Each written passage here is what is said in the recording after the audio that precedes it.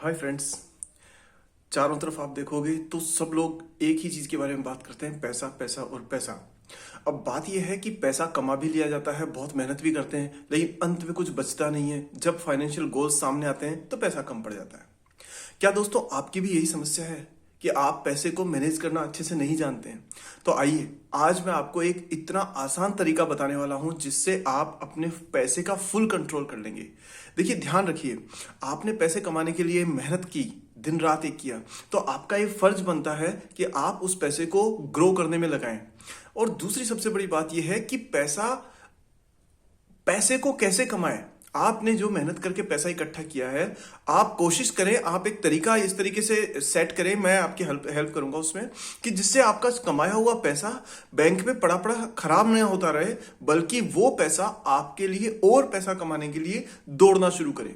तो दोस्तों, कहते हैं ना कि लक्ष्मी जो है वो चंचल होती है, चलायमान होती है, तो उसको हमेशा काम में लगाए रखना पड़ता है, नहीं तो वो खराब हो जाती है या कहीं और चली जाती है। तो इसलिए जो पैसा आपने मेहनत से कमाया है, वो पैसा आपको, जो तरीका मैं आपको बताने वाला हूं, इतना आसानी से बताऊंगा कि उससे आप अपने कमाए हुए पैसे को इस्तेमाल करके और पैसा बना सकते हैं। मित्रों देखिए, मेरा मकसद आपको किसी प्रकार का कोई भी प्रोडक्ट सेलिंग का या प्रोडक्ट को आप प्रमोट करने का बिल्कुल नहीं है, और मुझे उसकी जरूरत भी नहीं है। भगवान की दया से सब कुछ अच्छा है मेरे पास में, लेकिन कुछ नॉलेज और एक्सपीरियंस जो मैंने गेन किया है वो मैं आपके साथ शेयर करना चाहता हूं। तो मेरा मकसद सिर्फ ये है कि आप पैसे को किस प्रकार से मूवमेंट करता है, कैसे फ्लो होता है, उसके बारे में आप समझ करके सही डिसीजन ले और अपनी जिंदगी को खुशहाल बनाएं। तो मित्रों, शुरू करते हैं बिना किसी विलंब किए हुए। और इस इंटरेस्टिंग टॉपिक में इतना मजा आने वाला है, आप पूरी तरह से इसमें खो जाएंगे। तो मित्रों, पूरा इस वीडियो को लास्ट तक देखिएगा ताकि आपको एक चीज पूरी ढंग से समझ में आ जाए। चलो मित्रों, शुरू करते हैं बिना किसी लेट किए हुए।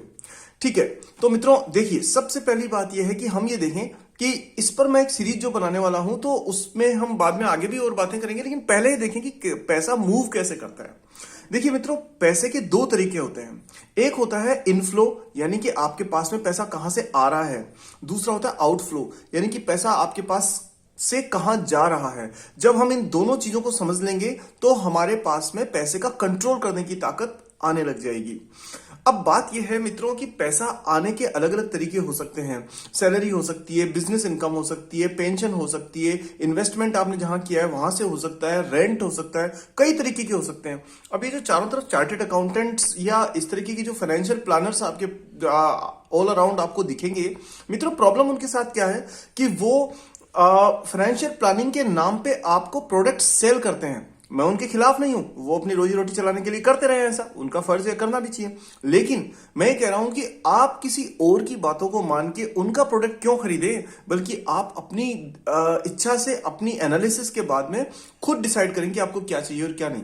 तो मित्रों देखिए कि आप इस तरह से समझ सकते हैं कि पैसा जो है वो इन सभी तरीके से आ सकता है। Salary, pension, business income, revenue, और आप कोई पार्ट टाइम जॉब करते हैं उससे आ सकता है, कोई कंसल्टेंसी है उसके थ्रू आ सकता है, इवन अगर आप स्टूडेंट हो तो पॉकेट मनी के थ्रू भी आ सकता है। अच्छा, पैसा जाता कहाँ कहाँ है? पैसा जा सकता है मित्रों, आप अगर स्टूडेंट है तो आपकी एजुकेशन में जा सकता है, एंटरटेनमेंट में जा सकता है, इन्वेस्टमेंट में जा सकता है, आपके जो बाकी के घर के खर्चे होते हैं उनमें जा सकता है, और कई तरीके की और भी चीजें होती है उनमें जा सकता है। तो हम ऐसा करते हैं कि ये जो हर व्यक्ति की लाइफ की अलग अलग स्टेजेस होती हैं, उनमें पैसा कैसे आता है और कैसे जाता है, उसको लेकर के एक बार छोटा सा एक एनालिसिस करते हैं। क्योंकि दोस्तों देखिए, मुझे नहीं पता कि आपकी एज क्या है और आप किस प्रकार का काम इस समय कर रहे हैं। तो मैंने एक छोटी सी टेबल बनाई है और वो टेबल में मैंने अलग अलग ऑक्यूपेशंस लिख लिए। तो आप देखिए, इसमें हम हर एक स्टेज ऑफ ऑक्यूपेशन के हिसाब से, स्टेज एंड ऑक्यूपेशन के हिसाब से, और देखेंगे कि कहां पैसा आता है, कहां जाता है। मान लीजिए आप एक स्टूडेंट हैं। सबसे पहली फेज तो लाइफ में यही होती है कि आप बचपन में पैदा होने के बाद पढ़ना लिखना शुरू करते हैं। तो आप एक पहली स्टेज होती है, आपका ऑक्यूपेशन है, आप एक स्टूडेंट होते हैं। तो मित्रों, स्टूडेंट अगर आप हैं तो आपके पास में पैसा आएगा या तो पॉकेट मनी से आएगा, या फिर आप कोई पार्ट टाइम जॉब कर रहे हैं उससे आएगा, और तीसरा कोई सोर्स भी हो सकता है, लेकिन मोटे मोटे अधिकतर लोगों के सोर्सेज यही होते हैं। और पैसा दोस्तों जाता कहाँ है? पैसा जाता है या तो एजुकेशन में जाएगा, या एंटरटेनमेंट में जाएगा, या फिर कोई और आपकी कहीं इंटरेस्ट हो उनके अंदर चला जाएगा। अब हमें करना क्या है कि आप ऐसा कीजिएगा कि आपका पैसा जो आ रहा है और जो पैसा जा रहा है, महीने भर का या आप ये देखिए कि साल भर का, आप पिछले साल भर का एक अपना बैंक स्टेटमेंट निकालिए, या फिर आपको जो मोटे मोटे खर्चे आप नोट करते हैं उनको एक पेज पर लिख लीजिए कि इनफ्लो कहां से हो रहा है और आउटफ्लो कहां से हो रहा है। ये लिख लीजिए मित्रों की जनवरी, फरवरी, मार्च, अप्रैल, मई, जून, इस तरह से पूरे दिसंबर तक आपके कितने पैसा आया, कितना पैसा गया। और फिर ये देखिए कि मंथली आपके पास में नेट सेविंग पॉजिटिव है या नेगेटिव है। मतलब जो पैसा आया उसमें से आपने जो पैसा गया उसको आप जब माइनस करेंगे तो आपके पास सेविंग्स आ जाएंगी। अब सेविंग्स, आप क्योंकि स्टूडेंट है तो हो सकता है कि आपकी नेगेटिव हो और हो सकता है पॉजिटिव भी हो, लेकिन मोस्टली अगर नेगेटिव है तो मान लेते हैं कि आपके पास जितना पैसा आ रहा है उससे पैसा ज्यादा जा रहा है। तो मित्रों इस स्टेज में अपन कुछ नहीं कर सकते, लेकिन हम चीजों को सीख सकते हैं। तो ये स्टेज पे क्या करेंगे अपन, learn to invest. Next stage आती है मित्रों कि जब मान लीजिए आप एक फर्स्ट जॉब आपका लगा है, या आपको बस अभी अभी नया नया आपने करियर अपना शुरू किया है, या फिर एक ऐसा बिजनेस शुरू किया है आपने जो अभी ग्रो करना बाकी है। तो मित्रों उस केस में आपके पास में हो सकता है कि इनकम आपकी हो या तो सैलरी से होगी, या फिर आपके बिजनेस का रेवेन्यू आ रहा होगा, जो सेल्स रेवेन्यू है वो जनरेट हो रहा होगा। इस प्रकार से और भी कोई आपके ऑप्शंस हो सकते हैं, लेकिन ये मान लीजिए कि आप अगर मान लीजिए 22-25 साल के आसपास की एज में हैं तो आपके पास में ये इनकम का सोर्सेज हो सकते हैं। अच्छा, और आपका पैसा जाएगा कहाँ? तो मित्रों मैं आपको ये कहूंगा कि ये सबसे अच्छी स्टेजेस में से एक है कि आपके खर्चे बहुत कम होते हैं इस स्टेज ऑफ लाइफ में। तो आपके मोस्टली क्या होगा कि या तो आपके घर के खर्चे, ग्रोसरीज वगैरह होते हैं, घर का सामान वगैरह मंथली जो आप खर्च करते हैं उसमें जा रहा होगा, बिल्स में जा रहा होगा, या मोस्टली आपका पैसा एंटरटेनमेंट में जा रहा होगा, शॉपिंग में जा रहा होगा, फोन खरीद रहे होंगे आप, या आपके कुछ क्लब्स वगैरह आपने ज्वाइन कर रखे होंगे तो उसमें पैसा जा रहा होगा। अब आप ये देखिए कि वैसा ही एक स्टेटमेंट आप बनाएंगे तो आपको पता पड़ जाएगा कि आपका महीने का जो है वो इनफ्लो और आउटफ्लो माइनस करने के बाद पॉजिटिव बच रहा है कि माइनस बच रहा है, नेगेटिव बच रहा है। अगर बैलेंस नेगेटिव है तो मैं आपको कहूंगा कि इस पूरे स्टेटमेंट को ना इस तरह से ध्यान से देखिए और उसमें वो गलियां निकालिए कि पैसा आपका कहाँ वेस्ट हुआ। जिस पैसे को आप कंट्रोल कर सकते हैं, मान लीजिए आप महीने की 4 मूवीज देखने जाते हैं थिएटर में, आप उन 4 में से मान लीजिए आप इनको कट करके 2 कर लीजिए। या फिर आप ये देखते हैं कि आप अगर मान लीजिए घर से कार लेकर के जाते हैं और अपने ऑफिस जाते हैं और वापस आते हैं, और उसमें मान लीजिए आपका सपोज करिए 500 रुपीज का पेट्रोल जलता है, तो अब आप ऐसा करिए कि आप अपने फ्रेंड्स को या कलीग्स को मान लीजिए कि आप कारपूल कर लीजिए, तो आपका ये डिवाइडेड बाय 2 हो जाएगा, 250 रुपीज हो जाएगा। इस तरीके के तरीके ढूंढिए। इसमें दोस्तों बहुत टाइम दीजिएगा, इस पे सोचिएगा कि आपको किस तरीके से आप उनमें से पैसा निकाल के और इसको कैश फ्लो को पॉजिटिव कर सकते हैं। जब ये कैश फ्लो पॉजिटिव होगा तो हम इन्वेस्टमेंट के बारे में बात करेंगे, क्योंकि जब आपके पास में बचत होगी तो आप इन्वेस्ट भी आसानी से कर पाएंगे। नेक्स्ट आता है दोस्तों कि अगर मान लीजिए आपको 2 से 5 साल का एक्सपीरियंस है और उस केस में आपकी सैलरी या रेवेन्यू की इनकम है, साथ में क्योंकि अब आप ग्रो कर रहे हैं, आपने 1-2 प्रमोशन भी ले लिए होंगे और आपकी सैलरी में अप्रेजल वगैरह होकर के ग्रोथ भी आई होगी। बिजनेस में भी आप देखेंगे कि आपने शुरू का स्ट्रगल करने के बाद में और आपका हो सकता है कि कैश फ्लो अच्छा हो गया हो, प्रॉफिट थोड़ा सा बचने लग गया हो। अगर कहने का मतलब ये कि 2 से 5 साल का जब आपको वर्क एक्सपीरियंस हो जाता है तो आपका जो कैश फ्लो है वो पॉजिटिव होना शुरू हो जाता है, और वो भी इंक्रीजिंग मोड में। तो नॉर्मली अगर सब कुछ ठीक चल रहा है तो दोस्तों देखिए कि ये आपका पिछले साल में अगर मान लीजिए सपोज 100 रुपए बचते थे तो इस साल आपके 110 बचने चाहिए। कहने का मतलब है कि 10%, 5%, 20% आपका इंक्रीज होना चाहिए। और इसमें भी ध्यान रखिए कि मान लीजिए आपकी सैलरी सपोज करिए 10% इंक्रीज हुई है या रेवेन्यू इंक्रीज हुआ है, तो आप कोशिश कीजिए कि आपकी जो सेविंग है वो आपकी 10 से ज्यादा यानी 15% इंक्रीज हो। और वो आप कैसे कर पाएंगे, आप अपने खर्चे जो है, एक्सपेंसेस है, उनको मैनेज करके कर पाएंगे।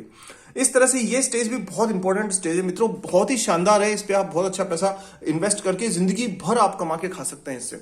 नेक्स्ट है कि आप मान लीजिए आप रिटायर हो, आप की मैरिज हो गई है, और मैरिज होने के केस में अभी अभी शादी हुई है आपकी, तो आपकी इनकम तो वही है लेकिन आपके जो खर्चे हैं वो थोड़े चेंज हो जाएंगे।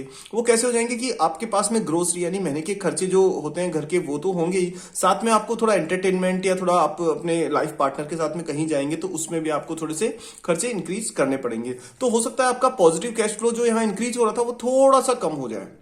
नेक्स्ट चलते हैं मित्रों। अब मान लीजिए आपकी शादी जो है, आप उन लोगों में से हैं जिनकी शादी है और हो चुकी है और आपके 1 या 2 बच्चे हैं। तो इस केस में क्या होगा, सैलरी और रेवेन्यू वो आपका बिल्कुल वैसे ही रहेगा और हो सकता है इंक्रीज भी हो जाए। मैं तो चाहता हूं भगवान की दया से आपका हमेशा इंक्रीज हो।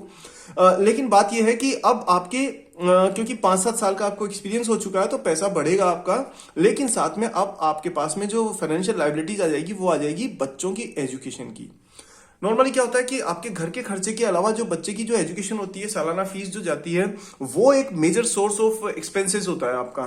साथ ही हो सकता है कि इस स्टेज पे क्योंकि आप अपनी फैमिली के साथ में, अपनी वाइफ के और अपने या हस्बैंड के साथ में अपने बच्चे हैं, उनको आप अगर मैनेज करके चल रहे हैं तो आप हो सकता है कि आप एक नया घर भी लेना चाह रहे हो या ले चुके हो, या फिर आपने कोई नई कार खरीदी हो। तो उस केस में भी आपने कोई लोन लिया हो तो लोन की ईएमआई जो है वो भी आपकी जाना शुरू हो जाएगी। उस केस में भी आप अपना पॉजिटिव जो इंक्रीज है, जो आपका ये सेविंग्स है, उसको निकाल करके एक साइड में लिख के रखिएगा। अगर मान लीजिए आपका आप हायर एजुकेशन में अगले स्टेज पे चले गए कि जहां पर आपके बच्चे हायर एजुकेशन में हैं, 10th 12th से ऊपर जा चुके हैं और अब आपको देखना है कि आपको पैसा कैसे बचाना है और कहां लगाना है, तो मित्रों मैं आपको कहूंगा कि आप उस स्टेज में भी आप देखिए कि आपकी सैलरी, रेवेन्यू या जो दूसरी इनकम है आपकी, उसके मुकाबले में आपके जो खर्चे हैं, ग्रोसरीज है, एजुकेशन है और लोन है, ये सारे खर्चे आपने माइनस कर दिए। उसके बाद में आपके पास में बच क्या रहा है, पॉजिटिव कैश फ्लो है। अब वो कितना पॉजिटिव है वो आप एक तरीके से नोट कर लीजिए। अब मैंने यहां लिखा CW। CWE का मतलब होता है मित्रों चीफ वेज अर्नर, यानी कि एक अकेला कमाने वाला।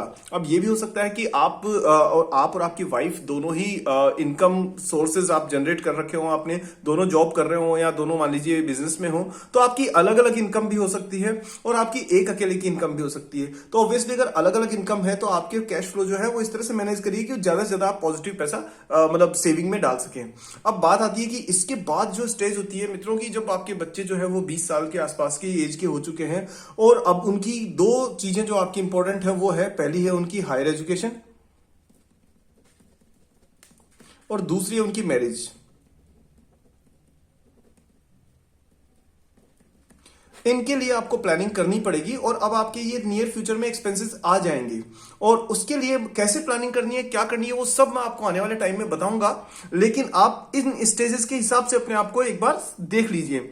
नेक्स्ट स्टेज आती है कि आप रिटायर होने वाले हैं। मेरे जितने भी बड़े हैं और वो जो 50 से 60 की एज के बीच में हैं, उनकी जो इनकम है अभी सैलरी है, लेकिन मान लीजिए वो रिटायर होने वाले हैं तो नेक्स्ट जो इनकम उनकी रहेगी वो रहेगी पेंशन की, और पेंशन के साथ में उनको ग्रेच्युटी वगैरह जो एक साथ जो फंड मिलेगा वो भी, तो उनको भी ये प्लानिंग अभी से कर लेनी चाहिए। अच्छा, मेजरली उनकी इनकम का सोर्स ये रहेगा, एक्सपेंसेस हो सकता है उनके वही ग्रोसरी हो, और ये वो स्टेज आ गई जब आपको अपनी हेल्थ को बहुत कॉन्शियसली बहुत इंपॉर्टेंस देनी है आपको। हालांकि हेल्थ को आपको पूरी लाइफ में ही इंपॉर्टेंस देनी है, लेकिन ये वो स्टेज है जहां पर आपको थोड़ा सा एक्स्ट्रा केयर की या एक्स्ट्रा खर्चों की जरूरत पड़ सकती है। रेगुलर चेकअप्स हो सकते हैं आपके और आपको डॉक्टर्स विजिट्स हो सकती है। तो यहां पर किस तरह से उसको मैनेज करना है वो भी मैं आपको बताऊंगा। लेकिन यहां आप ये देखिए कि ये वो फेज शुरू हो गया मित्रों जहां पर या तो इनकम स्टेबल हो जाती है या फिर वो धीरे धीरे धीरे धीरे डिक्रीज होना शुरू हो जाती है। तो यहां एक्स्ट्रा कॉशियस रहने की जरूरत है, बहुत सावधान रहने की जरूरत है। तो मित्रों आप अपने पेन उठाइए, एक पेपर उठाइए और उस पर लिखिए कि आप इस स्टेज में से किस स्टेज में हैं, और आप अपने मेरा जो कमेंट बॉक्स है उसमें जरूर बताइए कि आप किस स्टेज पे हैं और आपकी जो इनफ्लो है और आउटफ्लो है, उसके बाद में आपकी जो इनकम है, जो सेविंग है, वो आपकी डिक्रीज हो रही है, इंक्रीज हो रही है या स्टेबल है, वो मुझे कमेंट सेक्शन में जरूर बताइए। क्योंकि इसके बाद जब आपने कैश फ्लो को समझ लिया तो मित्रों आपके लिए फाइनेंशियल प्लानिंग करना बहुत ही आसान हो जाएगा। आपका मकसद क्या है कि फाइनेंशियल प्लानिंग आपकी प्रॉपर्ली हो, प्लस आप इन्वेस्ट करें केयरफुली, और सबसे बड़ी बात है कि आप क्या लें, लाइफ पर पूरा क्या लें, कंट्रोल। दोस्तों जब आपका मनी पर कंट्रोल आता है तो आपका लाइफ पर भी कंट्रोल आ जाता है, और मेरा यही मकसद है कि आप फुल कंट्रोल के अंदर अपनी लाइफ को जिएं। और इसके लिए आप इन स्टेजेस में से आज एक बार देख लीजिए कि आपका जो है नेट सेविंग की कंडीशन क्या है। मैं इस विषय पर पूरा एक लंबा वीडियो बनाने वाला, पूरी एक प्ले लिस्ट आपको मिल जाएगी। आने वाले दिनों में बहुत सारे वीडियोस बनाऊंगा और हर डाउट आपका क्लियर कर दूंगा। छोटी से छोटी बात भी आपको किसी भी फाइनेंशियल प्लानर के पास में कभी भी जाने की जरूरत नहीं पड़ेगी। इसलिए मित्रों इस वीडियो को पूरा ढंग से देखिएगा और आने वाले जो वीडियोस है उन सबको भी देखने के लिए इसी चैनल को अभी तुरंत सब्सक्राइब कर दीजिए। आपको बहुत सारी इंफॉर्मेशन मिलने वाली है कि आपको कभी किसी दूसरे व्यक्ति की जरूरत पड़ेगी ही नहीं और आप हमेशा खुश रहेंगे। तो आप ये सारी चीजें जानना चाहते हैं तो आप उस चैनल को सब्सक्राइब कर दीजिए और साथ ही बेल आइकन को भी ऑन कर दीजिए, क्योंकि ऐसे वीडियोस जो इंफॉर्मेशन वाले हैं वो मैं आपको बहुत सारे बना करके देने वाला हूं। अब यहां मित्रों मैं ये भी कह सकता हूं आपको कि देखिए ये सब कुछ मैं ना आपको ये लैपटॉप से भी सिखा सकता था सारा। इस पे एक सॉफ्टवेयर के थ्रू और थोड़ा सा पीपीटी और एनिमेशन के थ्रू मैं आपको ये सब कुछ बता सकता था। और लेकिन मेरे जो अधिकतर फ्रेंड्स हैं उनका सबका और जो भी मेरे जानने वाले हैं सबका कहना है कि ये पेन और पेपर से जितनी चीजें क्लियर हो सकती है उतनी इस चीज से नहीं हो सकती है। फिर भी आप कहेंगे तो मैं फ्यूचर में उसको भी यूज कर लूंगा। एनीवेज मित्रों, अब आगे बढ़ते हैं कि स्मार्ट। अब आपको क्या करना है कि ये सारा जब आपने लिख लिया तो नेक्स्ट स्टेज आती है कि अब इसको इन्वेस्टमेंट को किस तरह से प्लान करें, मतलब आपको फाइनेंशियल प्लानिंग करनी कैसे है। उसके लिए मैं सेपरेट वीडियोस बनाने वाला हूं, लेकिन आज आप इन पॉइंट्स पर सोचना शुरू कीजिए और जो आपके दिमाग में प्रश्न आए, जो क्वेश्चन है, वो कमेंट बॉक्स में जरूर लिखिए। पहली चीज कि आपको इन्वेस्टमेंट या अपना लंबी लाइफ में आपको पूरी पैसे की कोई कमी ना आए, उसके लिए आप सबसे पहले क्या करिए, स्मार्टली बहुत छोटा छोटा मंथली इन्वेस्टमेंट करना शुरू कीजिए। खासतौर पे अगर आप स्टूडेंट एज में हैं तो बहुत ही बढ़िया है आपके लिए। आप चाहे 100 रुपए की बचत करें, 500 रुपए की बचत करें पर मंथ की, वो आप करना शुरू करिए। उसको कहां लगाना है वो मैं आपको बताऊंगा, कैसे उसको इन्वेस्ट करना है। आप करोड़ों रुपए कमा सकते हैं मित्रों अगर आपने सही ढंग से इसको प्लान किया तो। और कुछ भी नहीं करना है, सिर्फ पैसे को ढंग से अलोकेट करना है, जो मैं आपको बहुत ही आसान शब्दों में बिल्कुल इजीली बताऊंगा आने वाले दिनों में। नेक्स्ट है आपका कि आप रेगुलरली इंक्रीज कीजिए। मान लीजिए कि आपने अगर 500 रुपए आज बचाए इस महीने में, तो अगले महीने कोशिश कीजिए कि आप 525 बचाएं। आपने मान लीजिए इस बार 50,000 बचाएं, तो आप कोशिश करिए कि 60,000 बचाएं नेक्स्ट मंथ में। मुश्किल है, लेकिन आप अगर ये इंटेंशन दिमाग में रखेंगे तो आपको बड़े आसानी से समझ में आएगा। क्योंकि मित्रों इन्वेस्टमेंट में क्या होता है, बेसिकली जितना प्रिंसिपल हम इन्वेस्ट करते हैं ना, उसी के हिसाब से ग्रोथ होती है। तो 500 रुपए इन्वेस्ट करेंगे तो 500 रुपए के हिसाब से रिटर्न मिलेगा। मान लीजिए 10% रिटर्न है, तो आपको कितना मिला, 500 रुपए का 10% हो गया आपका 50 रुपए। लेकिन वहीं आपने अगर मान लीजिए 600 रुपए इन्वेस्ट किए हैं तो आपको मिला 60 रुपए। तो 10 रुपए का इंक्रीज सिर्फ आप उस चीज से कर सकते हैं कि आपने अगर बैंक में पैसा रखा हुआ है और आपने उसकी जगह पर उसको इन्वेस्ट कर दिया है। तीसरी चीज ये है कि पोर्टफोलियो जो होता है वो बनाइए। अब पोर्टफोलियो क्या होता है मित्रों, पोर्टफोलियो होता है अलग अलग जो टाइप के इन्वेस्टमेंट्स होते हैं उनकी एसेट क्लास होती है। एसेट क्लास क्या होती है, जैसे इक्विटी आपने सुना होगा शेयर मार्केट के बारे में, इक्विटी हो गई, डेट हो गया, लिक्विड फंड्स हो गए आपके, और गोल्ड हो गया, रियल एस्टेट हो गई, प्रॉपर्टीज हो गई, बॉन्ड्स हो गए। इस तरह से अलग अलग एसेट क्लास होती है। लेकिन ये हमें पता होना चाहिए कि किस एसेट क्लास में हमें कितना पैसा लगाना है, और उसकी तरीके मैं आपको आने वाले दिनों में पूरे एक एक करके बताऊंगा, और उसको फिर बाद में रेगुलरली ऑप्टिमाइज कैसे करना है वो भी बताऊंगा। क्योंकि पैसे को ना ऐसे लगा करके छोड़ना नहीं होता। अगर आपको रियली ग्रो करना है और आपको इसको अच्छे से आगे जिंदगी भर के लिए आपको बहुत अच्छा पैसे वाले बनना है, तो आप इसको हर कुछ महीनों में मैं तरीका आपको बता दूंगा, आप इसको ऑप्टिमाइज कीजिए।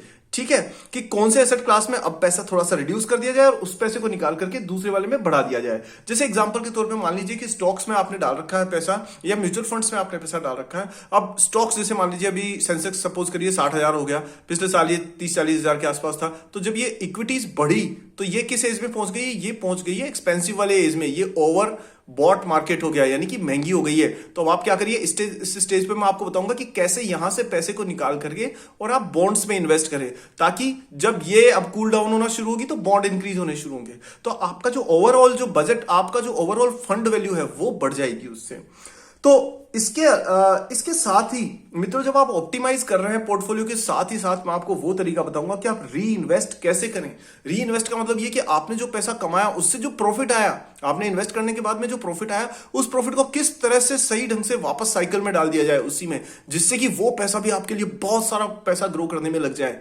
दोस्तों हमेशा याद रखिए कि पैसा आपने बहुत मेहनत से कमाया है, लेकिन इसका मतलब यह नहीं है कि उस पैसे को आप बैंक में पड़ करके आराम करने दें। जो पैसा आपने मेहनत से कमाया है उसको दौड़ाइए और ज्यादा पैसा कमाने में लगाइए, लेकिन साथ ही याद रखिए कि कॉस्टली मिस्टेक्स मत करिए, लोगों की मिसगाइडेड इंफॉर्मेशन को मत लीजिए, अपना दिमाग लगाइए और पैसे को स्टेबल तरीके से अच्छे से ग्रो करवाइए और खुश रहिए।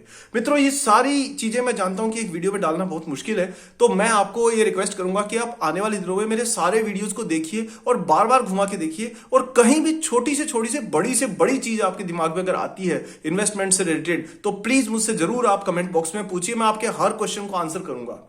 और साथ ही आप, हो सकता है कि आपके काफी मित्र ऐसे हों जिनको भी आज की तारीख में स्ट्रगल करना पड़ रहा हो पैसे को लेकर के, कि उनकी सैलरी अच्छी है लेकिन पैसा बचता नहीं है, तो उनको भी मेरा चैनल और ये वीडियो सब्सक्राइब, उनको शेयर कीजिएगा ताकि वो भी इस जानकारी का लाभ उठा सके।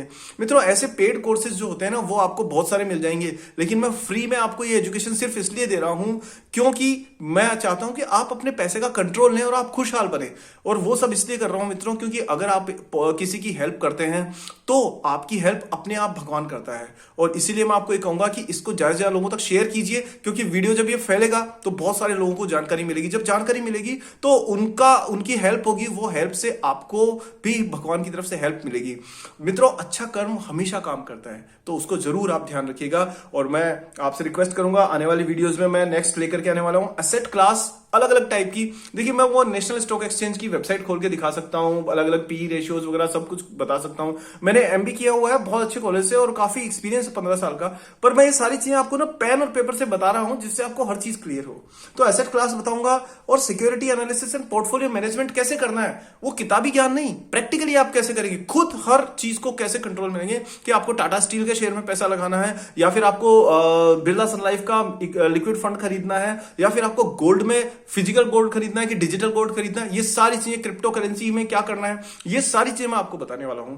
तो मित्रों, इस चैनल को देखते रहिए, stay tuned and stay happy, और इसको वीडियो को लाइक जरूर करिएगा, और साथ में हमेशा खुश रहिए, आबाद रहिए, बहुत सारा पैसा बनाइए, और बहुत सारे पैसे से आपकी जिंदगी की हर जरूरत को पूरा कीजिए। इस सब में भगवान ने जो मुझे कैपेसिटी दी है, उससे मैं आपकी मदद करने के लिए हमेशा तैयार रहूंगा। सो मित्रों, best of luck and enjoy your life. Thank you. मिलते हैं एक नेक्स्ट वीडियो में।